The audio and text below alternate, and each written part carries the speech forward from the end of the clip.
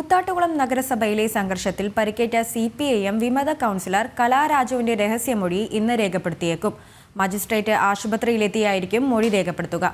ആരോഗ്യസ്ഥിതി മോശമായതിനെ തുടർന്ന് കഴിഞ്ഞ ദിവസം കലാരാജു കോടതിയിൽ ഹാജരായിരുന്നില്ല.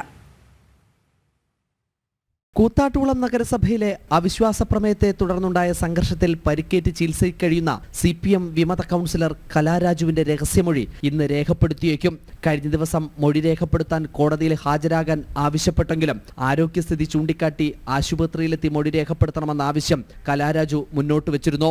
ഈ സാഹചര്യത്തിൽ കോലഞ്ചേരി മുനിസിപ്പൽ കോടതി 3-ലെ മജിസ്ട്രേറ്റ് ആശുപത്രിയിലെത്തിയായിരിക്കും മൊഴി രേഖപ്പെടുത്തുക. അതേസമയം തന്നെ ആക്രമിച്ചത് CPM നേതാക്കളുടെ അറിവോടുകൂടിയാണെന്ന് കലാരാജു ആവർത്തിക്കുകയാണ്. കേസിൽ 4 പ്രതികളെ കഴിഞ്ഞ ദിവസം റിമാൻഡ് ചെയ്തിരുന്നു. ഇവർ CPM പ്രവർത്തകരാണ്. എന്നാൽ കോൺഗ്രസിന്റെ അറിവോടുകൂടിയാണ് കലാരാജു ആരോപണങ്ങൾ ഉന്നയിക്കുന്നതെന്നാണ് CPMന്റെ വാദം. ജനം, കൊച്ചി.